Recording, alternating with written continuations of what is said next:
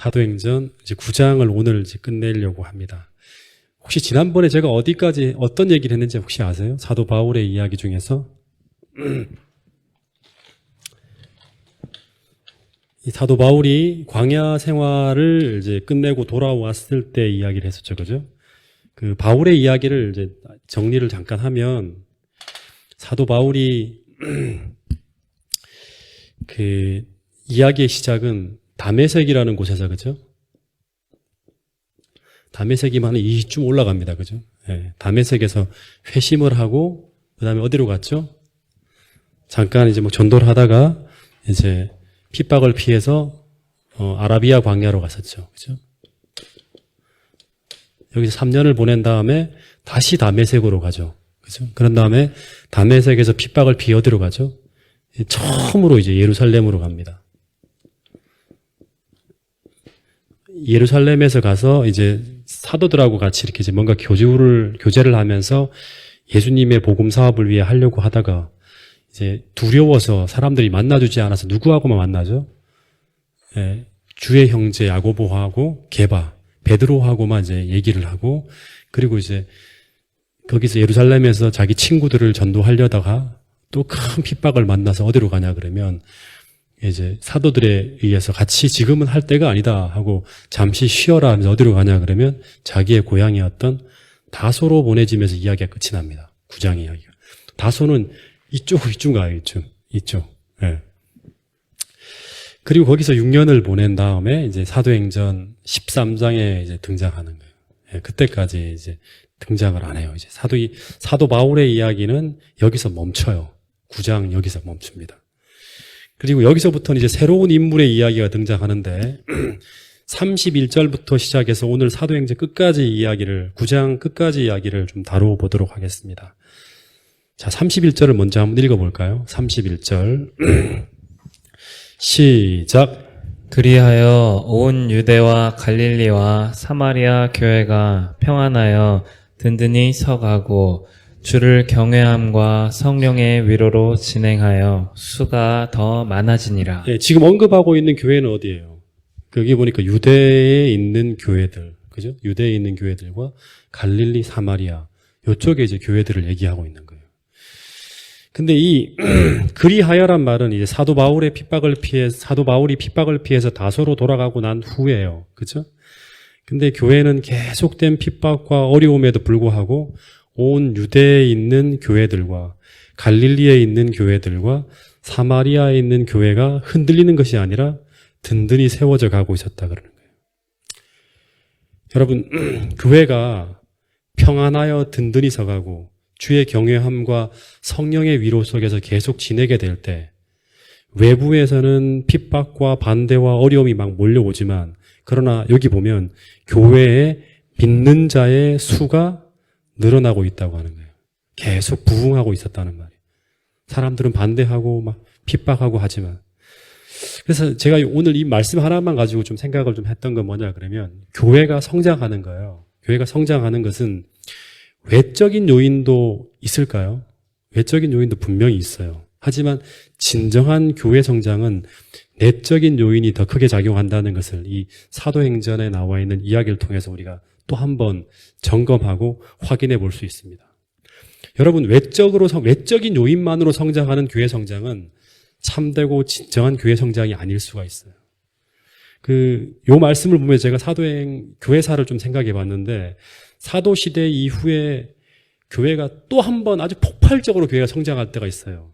언제냐 그러면 초기 사도교회가 사라지고 난 후에 한 300년이 지난 후에 콘스탄티누스 황제가 이제 기독교인으로 개종할 때 다시 말하면 교회에 나오는 것이 세속적 축복을 얻을 수 있는 길이 되었을 때 밀물듯이 교인 수가 확 늘어납니다.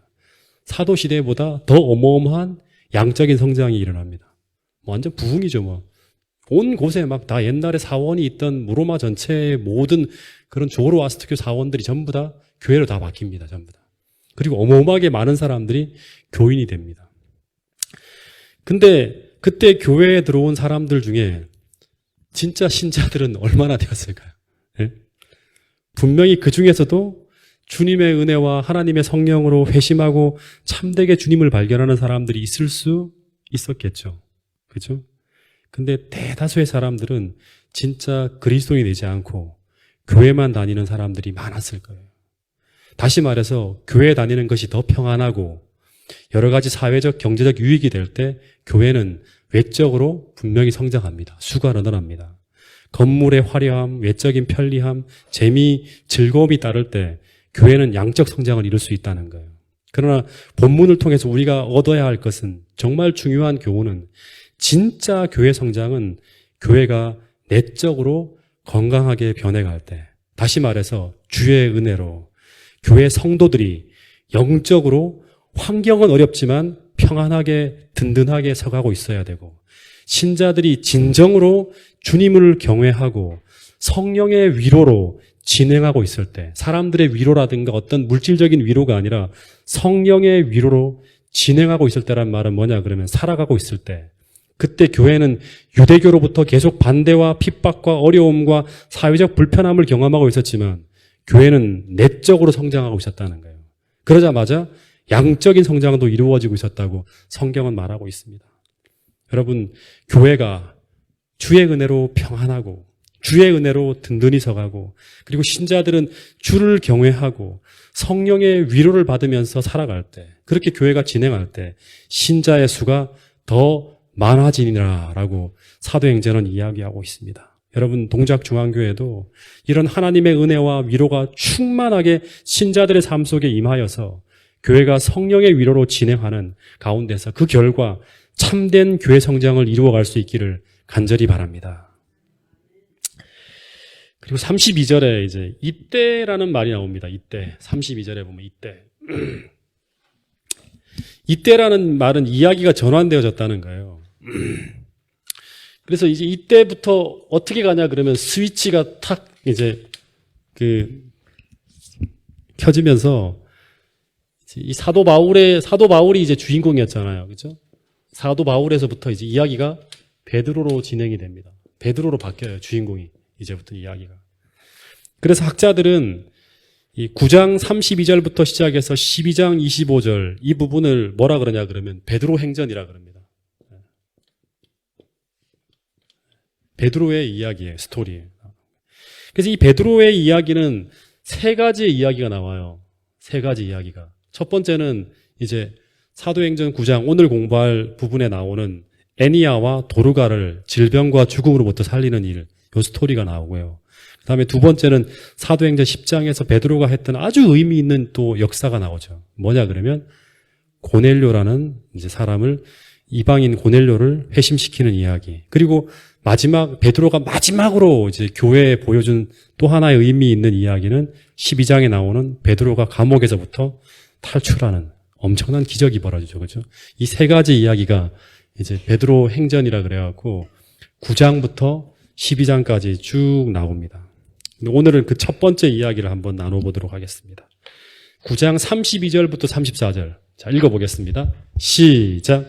그때 베드로가 사방으로 두루 다니다가 루다에 사는 성도들에게도 내려갔더니 거기서 애니아라 하는 사람을 만나매 그는 중풍병으로 침상에 누운 지 8해라.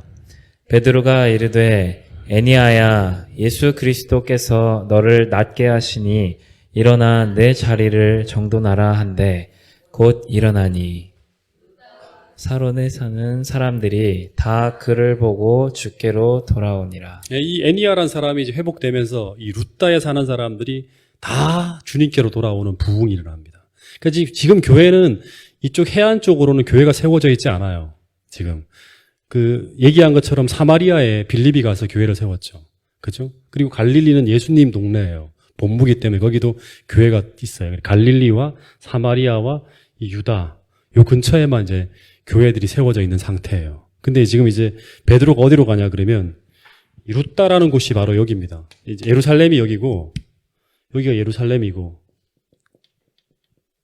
여기가 루다 그리고 여긴 요빠 이러면서 이제 해안 쪽으로 쭉 이어지는 거예요. 그 베드로의 스토리를 잠깐 보면 잠깐 베드로의 행적을 보면 예루살렘에서 계속 전도했었죠. 우리가 사도행전을 보면 계속 여기만 머물러 있다가 갑자기 이제 사마리아에서 무슨 일이 벌어졌냐 그러면 빌립이 이제 선교를 하는데 막 부흥이 일어나는 거예요. 그래서 누구를 불렀죠? 베드로와 요한을 불렀죠. 그래서 베드로와 요한이 사마리아로 가서 어떻게 합니까?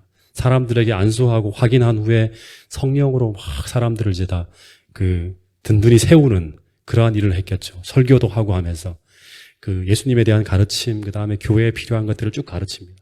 그리고 난 다음에 다시 돌아오는데 이 성경에 보면 여러 곳들을 전도하면서 돌아옵니다. 가는 곳마다. 전도하면서 쭉 돌아와서 예루살렘으로 돌아왔어요. 돌아오고 난 다음에 그 다음에 이제 9장에 또 한 번의 베드로의 움직임이 보이는데 베드로가 어디로 가냐 그러면 루따로 해안 쪽으로 이제 이동하기 시작합니다. 사도 바울이 돌아가고 난 이후에 다소로 서쪽으로 이동하는 거예요. 그래서 이 루따라는 곳에 가서 누구를 만나냐 그러면 여기서 누구를 만난다? 애니야라는 사람을 만납니다. 애니야. 이 사람과의 만남을 통해서 루따의 복음이 이제 꽉 퍼지고 이 이야기가 롯바로 이어지면서 이제 해안 쪽으로 이제 교회가 세워지는 그러한 일들이 시작되는 거예요. 이 루따는 예루살렘에서 멀지 않아요. 롯바하고 루따하고의 거리가 18km밖에 안 되니까 거의 뭐 옆동 멀지 않은 동네에 있는 곳이 루따입니다. 근데 거기서 이 애니야라는 중풍병으로 침상에 누운 지 몇 년? 8년이 되는 한 환자를 만나게 돼요. 그리고 34절에 보면 이제 베드로가 이 사람을 일어나게 하는데 어떻게 일어나게 하는가 하면 34절에 보면 베드로가 가로되 애니야야 내가 너를 낫게 한다고 하지 않고 뭐라 그러죠? 예수 그리스도께서 너를 낫게 하시니 일어나 내 자리를 정돈해 스스로. 여태까지 옛날에는 계속 딴 사람이 자리를 다 치워줬는데 이제는 너 스스로 그 일을 할 수 있어. 정돈하라고 하면서 딱 일어나니까 그 말이 떨어진과 동시에 쫙 일어나서라는 말이 납니다. 다시 말해서 베드로는 여기서 내가 아니라 예수 그리스도께서 치유의 주님이심을 잊지 않고 소개하고 있어요. 다시 말해서 하나님의 영광을 자기의 몫으로 사유화하지 않고 있다는 거예요. 근데 이제 이게 얼마나 위대한 일인가 하면, 큰 일인가 하면 베드로의 삶을 보면 안전뱅이를 일으키죠. 그리고 사도행전 5장에서 혹시 기억하십니까? 수많은 이적으로 인해서 어마어마한 능력이 베드로를 통해 나타나고 있었어요. 심지어 어떤 사람들은 옷깃만 스쳐도 성경에 보면 그의 그림자라도 덮일까 해서 그 지나가는 자리에다 요를 깔고 다 누울 만큼 그 인간 베드로에 대한 그 평가가 어마어마하게 지금 사람들에게 지금 인식되어지고 있는 상황이에요. 그러나 그럼에도 불구하고 이 베드로는 늘 내가 아니라 예수 그리스도께서 치유의 주인임을 잊지 않고 계속 증거하고 있다는 거예요. 그러니까 아무리 그 사람이 위대한 설교를 하고 사람들이 감동을 받고 사람들이 존경을 보내고 와 한다 하더라도 이것이 나를 통해서 내가 대단해서 그렇게 하는 것이 아니라 언제나 이 능력의 주인, 치유의 주인, 권능의 주인이 바로 누구에게 있다? 예수님에게 있다는 것을 잊지 않고 있다는 거예요. 이것이 바로 사도행전에 나오는 성령의 능력을 경험하고 하나님의 능력의 통로가 된 하나님의 종들의 삶에 나타나는 중요한 정신이고 스피릿이었다는 거예요. 여러분, 동작중앙교회 모든 성도들도 우리가 어떻게 사람들에게 성경을 가르치거나 또는 선교를 하거나 또는 설교를 하거나 모든 걸 할 때 이 모든 것이 내가 아니라 하나님께 영광 돌릴 수 있는 그런 하나님 앞에 겸손한 그런 주의 종들이 될 수 있기를 간절히 바라겠습니다. 근데 이 베드로의 이 선언에 의해서 애니야가 탁 일어납니다. 그리고 이 기적에 대한 소문이 쫙 퍼지면서 루따라는 동네와 샤론은 어떤 동네인지 모르겠대요. 샤론의 꽃 하는데 이 샤론에 사는 사람들이 이제 이 기적에 대한 소문이 퍼지면서 주님께로 돌아오는 이적들이 벌어졌다고 합니다. 그러니까 단순해요.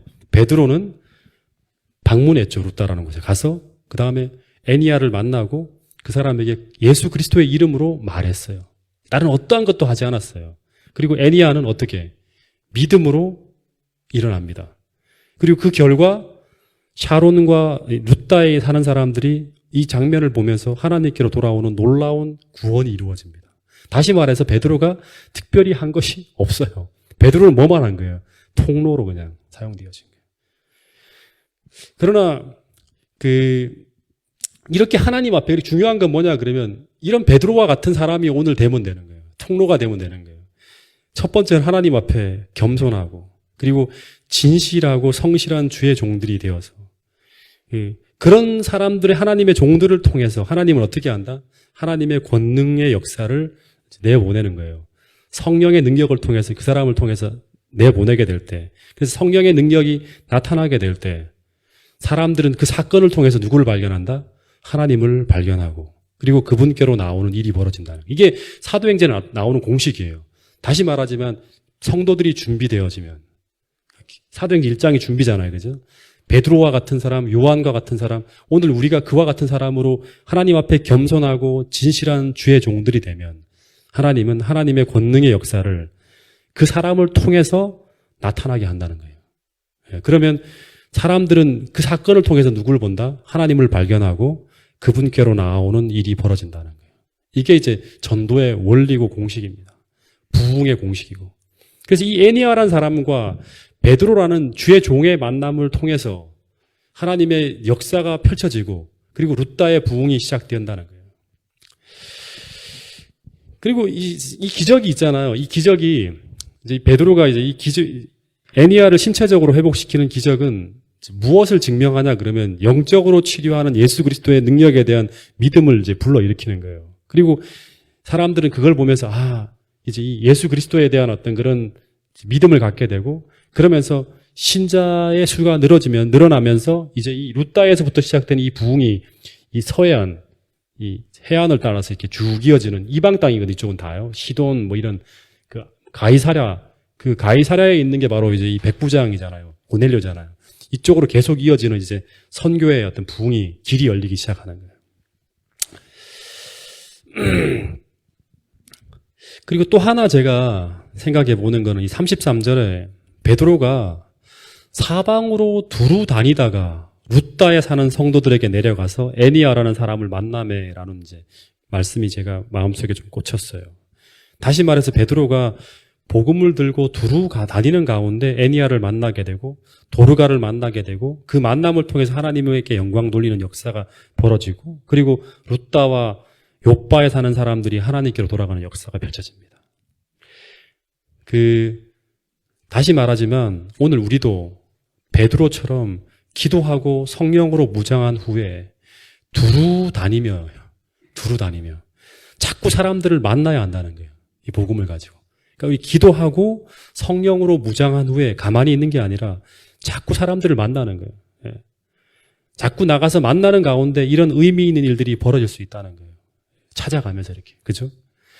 이런 말씀이 있더라고요. 그리스도인 선교봉사 121페이지에 보면 우리는 구도자들이 우리에게로 오기를 기다릴 것이 아니라 그들이 있는 곳으로 찾아가야 한다. 우리가 복음을 그들에게 가지고 가지 않는 한 복음에 접할 기회를 전혀 갖지 못할 사람들이 많이 있다라고 하는 거예요. 여러분 오늘 우리도 기도하면서 이제 우리가 계속 기도하는 일들은 계속 할 거예요. 그죠? 이번 주말에는 또 재림연수원 가서 또 우리가 함께 기도할 텐데 기도하고 이 복음을 전할 대상을 찾기 위해 두루 다니면서 하나님의 예비하신 그 영혼들을 찾을 수 있게 되기를 간절히 바라겠습니다. 그리고 기도하고 그 사람에게 우리가 복음을 나누는 그 일을 하게 될 때 그 속에서 하나님의 역사가 펼쳐지고 그리고 그 역사를 통해서 많은 사람들이 우리와 함께 하시는 하나님을 보게 됨으로 말미암아 이 룻다에서 벌어진 이 선교의 부흥이 오늘 우리 지역에서도 일어날 수 있게 되기를 간절히 바라겠습니다. 자, 이제 36절 도르가에 대한 이야기를 한 번 더 하고 오늘 이야기를 좀 정리하도록 하겠습니다. 36절에 보면 이제 이 사람은 되게 유명하죠. 오늘날까지 이 사람의 이름은 애니아라는 잘 안 불려졌지만 이 도르가는 다 알잖아요. 그죠? 네. 이 도르가라는 사람이 이제 이 욥바에 사는 사람인데요. 욥바 여기 해안에 있는 이 도르가의 원래 이름은 아람어로는 뭐냐 그러면 다비다라 그럽니다. 다비다. 네. 골든벨이 또 있을 수 있으니까 이름들은 좀 기억해 놨어요. 네. 이 아람어인데 이걸 헬라어로 번역하면 도르가 되는 거예요. 헬라어로 번역하는 거예요. 그러니까 이 의미를 헬라어로 번역을 했다는 거예요. 다비다. 이게 원래 이제 이 이름의 뜻이 뭐냐 그러면 영양이라는 뜻이래요. 영양. 양. 네. 양. 그러니까 아주 뭐 온순한 그리고 양, 순한 양, 뭐 이런 예쁜 양, 이런 어떤 의미를 가지고 있다 그럽니다. 근데 이 도르가라는 여인이 구제하고 선행하는 일이 심히 많았다는 이제 표현을 보면 엄청나게 어려운 사람, 가난한 사람을 다 도왔는가 봐요. 이 시대는 여러분 얘기하지만 시대가 굉장히 일제시대 때처럼 우리나라에 소위 기득권에 있는 소수의 무리들 빼놓고는요, 대부분이 다 가난한 사람들이에요. 혹시 제가 산상수훈 가르칠 때 기억하세요? 그 당시 대부분의 사람들은 다 가난해요. 민중들은. 이제 소수에 있는 이런 이제 권력에 가까이 있는 사람들, 종교에 가까이 있는 사람들, 소수를 제외하고는 전부 다 어려운 사람들이에요. 그러니까 얼마나 못 살고 힘든 사람들이 많았는지 몰라요. 근데 그 시대에 이 도르가라는 사람이 천사처럼 구제하고 선행하는 일이 심히 많았다고 합니다. 어떻게 보면 이 여인은 이제 테레사 수녀처럼 자기의 소유뿐 아니라 자기가 가지고 있는 모든 것들을 자기 자신까지 다 바쳐서 가난한 사람들을 위해 봉사하던, 우리가 생각하면 상상하면 거의 성자와 같은 사람이에요. 오늘날 아마 이렇게 살면 이 사람은 진짜 말 그대로 성자라고 불려요. 그러니까 이 사람의 이름이 오늘날까지 불리잖아요. 도르가회라는 게 만들어지고 도르가 정신이 계속, 스피릿이 계속 오늘날까지 이어지는 거예요. 자기 자신을 다 바쳐서 가난하고 어려운 사람들을 위해서 다 나눠주는 거예요. 이 사람이 누구다? 그리스도의 제자였어요. 네. 신앙을 가지고 이렇게 하는 거예요. 근데 어느 날 이렇게 착하고 선하게 살던 이 여자가 병들어 죽게 됩니다.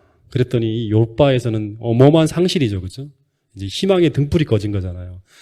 너무너무 슬퍼서 이제 막 절망하고 이제 이 사람의 빈소를 꾸리고 사람들이 막 울고 있는데, 근데 소문을 들어보니까 이때 어떤 일이 벌어졌습니까?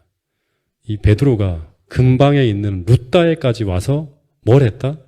애니아라는 사람을 8년 된 그 병자를 치료했다는 소문이 퍼진 거예요. 그래서 욥바에까지 퍼져 들어간 거예요. 그래서 이 사람들이 혹시 베드로가 도르가를 살릴 수도 있겠다는 희망을 가지고 36절에 보면 사람들을 룻다로 보내게 됩니다. 자, 36절부터 38절까지 이야기를 한번 읽어보겠습니다. 시작.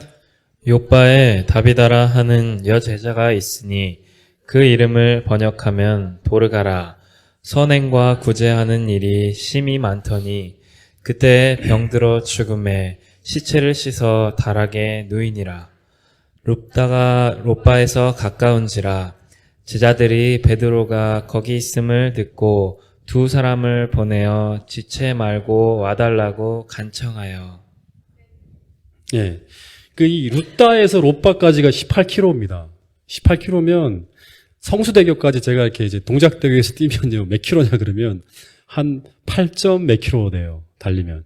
왕복하면 16km잖아요. 그러니까 진짜 말 그대로 멀지 않은 동네예요. 예, 룻다에서 욥바까지.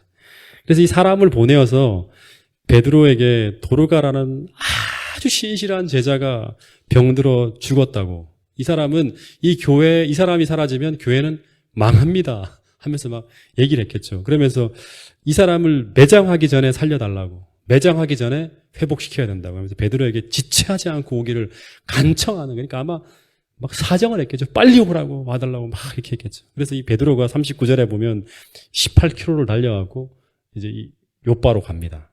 욥바로 가서 이렇게 딱 도착해서 도르가의 시신이 누워있는 빈소로 찾아갑니다.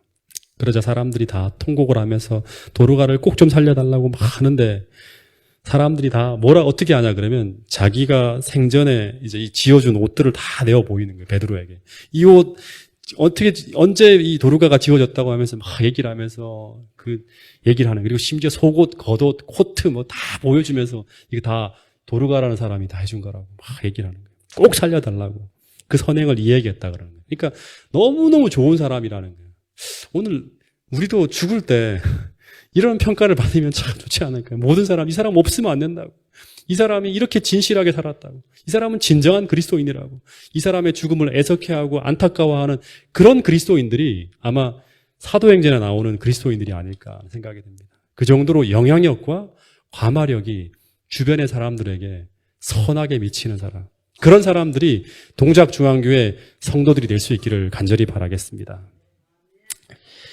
그래서 이 베드로가 이제 울고 있는 사람들을 탁 타서 다 하고 이제 그 안으로 들어갑니다. 그래서 베드로가 이제 40절에 보면 그 빈소에 들어가서 처음에 먼저 어떤 일을 하죠? 처음에 한 일이 뭐죠? 울고 있는 사람들을 다 빈소에서 내어보냅니다. 다 나가세요. 근데 여러분, 이 모습은 어디서 많이 본 모습 아닙니까? 이 모습이 어디에서 본 모습이죠? 와. 네, 또. 네? 이 모습이 어디서 본 모습이에요? 다 우는 사람들을 다 내어보내는 거예요. 예수님이 회당장 야이로의 딸을 고치던 예수님의 모습과 똑같아요.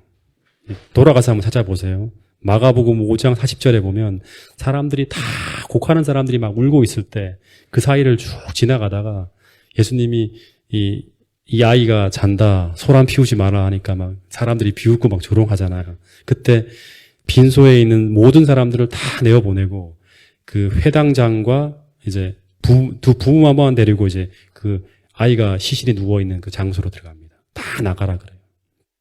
그리고 아이를 살려내는 거예요. 그러니까 지금 이 베드로는 철저하게 누구의 모본을 따르고 있다? 예수님의 모본을 따르고 있는 거예요. 실제로 루다에서도 8년 된 중풍병자를 이 애니아를 고칠 때도 예수님이 가버나움에서 침상째 내려온 중풍병자를 고치던 모습이 생각날 정도로 베드로는 거의 주님의 모습을 똑같이 흉내내면서 애니아를 살려냅니다. 예수님이 가버나움에서 중풍병자를 고칠 때 어떻게 하죠? 고치고 난 다음에 일어나 내 상을 가지고 집으로 돌아가라 그러죠. 베드로도 동일하게 애니아에게 내가 일어나서 네 자리를 다 정리하고 들고 가라 그럽니다. 거의 똑같은 모습이에요. 예수님을 생각나게 할 만큼 그렇게 하는 거예요. 그래서 이 베드로가 이 사람을 이 욥바에서 이제 이 도르가를 살릴 때도 어떻게 한 예수님과 똑같아요. 방에 사람들을 다 내어보냅니다. 그리고 주님이 하셨던 일을 또 기억해내면서 그 자리에서 기도합니다. 기도해요. 그래서 사람들을 다 내어보낸 이유는 뭐냐 그러면 지금 그의 생애에서 가장 찬란한 하나님의 능력이 나타나야 되거든요. 그 일을 구하기 전에 철저하게 이것이 하나님의 능력으로 기인되어졌다는 걸 자기도 느끼고 사람들이 느낄 수 있도록 하나님이 할 수 있는 최고의 능력이 뭐냐 그러면 죽은 자를 살리는 거잖아요. 그죠? 그래서 하나님과 기도로 교통할 이 고요함이 필요하다고 절실하게 느꼈을 거예요. 그래서 이 예수님의 모습처럼 똑같이 사람들을 다 내어보내는 거예요. 그러니까 엘리야가 과부의 아들을 낳게 할 때도 기도합니다. 똑같이. 그리고 엘리사가 수넴 여인의 아들을 일으킬 때도 보면 똑같이 하나님 앞에 간절히 기도하는 시간을 보내는 거예요. 마찬가지로 베드로도 모든 사람들을 다 내보내고 하나님과 교통하는 시간을 갖는 거예요. 다시 말하면 베드로는 오직 하나님의 능력만이 이 위대한 기적을 일으킬 수 있다는 것을 깨달았기 때문에 무릎을 꿇고 열렬하게 기도로 들어가는 거예요. 여러분, 다시 한번 여러분들에게 말합니다. 기도는 초기 교회가 하나님의 능력을 얻는 유일한 통로예요. 유일한 통로. 능력을 얻는. 그거를 언제나 보여줘요. 기도하는 모습. 그러니까 우리가 이 재림연수원으로 가고 그다음에 우리가 기도해야 하는 이런 것들이 의미 없는 기도 시간이 아니라 진짜 하나님의 능력을 얻는 그런 유일한 통로임을 믿고 하나님 앞에 기도한다 그러면 우리 교회는 이전에 보지 못한 큰 부흥의 역사가 분명히 일어날 거라고 제가 확신합니다. 여러분, 이 베드로가 기도하는 이 모습은 바로 그가 하나님 앞에 겸손하다는 것, 그리고 그가 신실한 신앙의 모습을 가진 사람임을 이런 모든 사건이 벌어질 때마다 우리에게 보여주고 증명하고 있어요. 여러분, 이 모습들을 놓치지 말고 우리가 함께 모방하고 따라가는 여러분과 저가 될 수 있기를 간절히 바라겠습니다. 기도가 끝난 후에 이제 베드로가 이제 이 자신의 기도가 응답되었다는 내적 확신을 탁 얻잖아요. 아, 하나님께서 이 일에 응답하셨다는 확신을 얻으면 바로 주저하지 않고 행동으로 옮겨갑니다. 40절, 41절. 이 싸늘하게 죽어있는 이 다비다의 시신을 향해서 어떻게 하냐 그러면 이런 이제 이야기를 합니다. 읽어보겠습니다. 시작. 베드로가 사람을 다 내보내고 무릎을 꿇고 기도하고 돌이켜 시체를 향하여 이르되 다비다야 일어나라 하니 그가 눈을 떠 베드로를 보고 일어나 앉는지라. 베드로가 손을 내밀어 일으키고 성도들과 과부들을 불러들여 그가 살아난 것을 보이니 온 요빠 사람이 알고 많은 사람이 주를 믿더라. 예, 베드로가 이제 탁 일어나라고 한 다음에 손을 내밀어서 다비다를 탁 일으키는 모습도 마태복음 9장 25절에 예수님이 회당장 야이로의 딸을 일으킨 것과 똑같은 모습이에요. 그러니까 지금 베드로가 예수님의 모습을 다 따라 행하는 걸 볼 수 있어요. 여러분 오늘 이 두 가지 이적을 통해서 우리가 반드시 주목해야 될 게 뭐냐 그러면 이 베드로가 예수님의 생애를 얼마나 닮으려고 했는지, 얼마나 열심히 예수님의 그 모습을 주목했는지를 알 수 있는 모습이에요. 다 흉내내는 거예요. 다 흉내내는 거예요. 다시 말해서 베드로는 그가 하는 그 모든 행동, 능력의 근원이 예수님임을 믿고 그대로 모방하는 거예요. 여러분 그리스도인은 이 그리스도인이라는 이름의 뜻이 무엇이다? 바로 예수님을 추종하는 사람이에요. 그죠? 예수님을 따라가는 사람이에요. 그의 삶과 그의 품성과 그의 생애를 완전히 이 벤치마킹하는 게 아니라 그대로 카피하려고 하는 사람들이 바로 이 그리스도인이라는 거예요. 초대교회. 예. 오늘 근데 우리의 모습 속에서 예수님과 닮은 모습이 얼마나 됩니까? 오늘 우리가 행하고 있는 모습, 우리의 정신, 생각, 삶이 예수님과 얼마나 가까운지 우리가 한번 스스로를 살펴보게 될 수 있기를 간절히 바라겠습니다. 그리고 이런 예수님을 모방하고 주님의 능력의 통로가 되어서 그가 다닐 때마다 가는 곳마다 이런 사람들이 가는 곳마다 다 어떤 일이 벌어진다? 거기에서 그가 하는 그 일을 통해서 하나님의 능력이 나타나고 하나님의 영광이 나타날 때 믿는 사람들이 몰려오는 거예요. 네. 룻다에서도 그랬고 욥바에서도 그래요. 온 욥바 사람이 많이 주를 믿더라는 얘기가 나오는 거예요. 네. 여러분 다시 말해서 주님 앞에 겸손하고 이 신실한 종을 통해서 하나님의 능력이 그의 열렬한 기도에 임하면서 하나님의 능력이 역사하에서 나타나고 온 욥바 사람이 하나님을 알고 믿는 주의 부흥이 일어나고 있다고 이 기사는 우리에게 전하고 있습니다. 여러분 오늘 우리 모두가 이 전도회를 앞두고 첫 번째는 이 얘기는 많이 못했지만 도로가와 같은 이런 선한 일을 행하는 사람이 동작중앙교회에 많이 일어나게 되기를 간절히 바라겠습니다.